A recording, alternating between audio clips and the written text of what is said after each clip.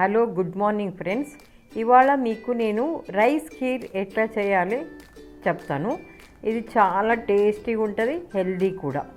First మీరు సన్న బియ్యం తీసుకోండి. మీరు అన్నంకి వాడే బియ్యమి ఒక 1/4 కప్ బియ్యంని తీసుకొని మంచిగా కడిగి దాన్ని వాటర్తో 2 సార్లు కడగండి. కడిగి కొన్ని వాటర్ వేసి ఒక హాఫ్ అన్ అవర్ నానబెట్టండి.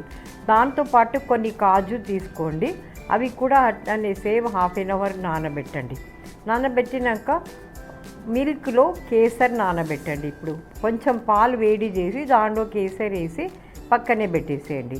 ఇప్పుడు హాఫ్ అన్ అవర్ నానిన బియ్యంని ఒక స్పూన్ బియ్యం తీసుకొని ఒక మిక్సీ జార్లో కొన్ని కాజు నానబెట్టారు కదా, అవి నానబెట్టిన కాజు 2 కలిపి కొన్ని వాటర్ వేసి మిక్సీ పట్టి పక్కనే పెట్టేసేయండి.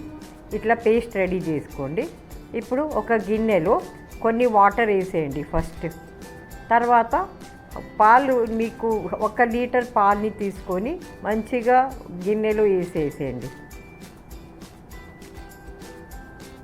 1 లీటర్ పాలు మీ ఇష్టం, ఫుల్ క్రీమ్ అయినా తీసుకోవచ్చు, మామూలు మీరు రెగ్యులర్ టీ కాఫీకి వాడుకుంటారు కదా ఆ పాలన తీసుకొని ఇట్లా గిన్నెలో వేసుకొని మంచిగా కాగబెట్టండి.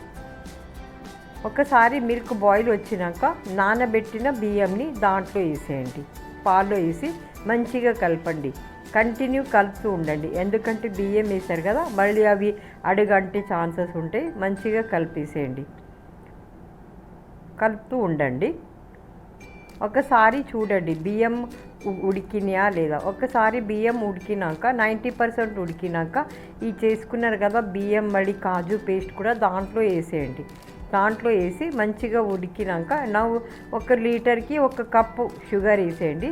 మళ్ళీ అది పాలు కేసరి నానబెట్టారు కదా అది కూడా వేసి మంచిగా కలిపేసేయండి.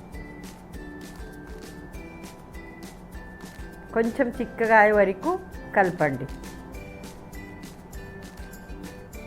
ఇప్పుడు బియ్యం ఖీర్ ఇట్లా అనిపిస్తుంది, కానీ కూల్ అయినాక చాలా చిక్కగా అయిపోతుంది. ఇప్పుడు మీరు డ్రై ఫ్రూట్స్ని నెయ్యిలో వేయించుకొని వేసేయండి. అట్లనే దంచిన ఇలాచీ వేసేసేయండి. ఇట్లా మీకు ఖీర్ రెడీ అయిపోతుందండి. చాలా టేస్టీ ఉంటుందండి ఖీరు. మీరు ఈ పద్ధతిలో ఒకసారి ట్రై చేసి చూడండి, చాలా టేస్టీగా ఉంటుందండి ఖీరు.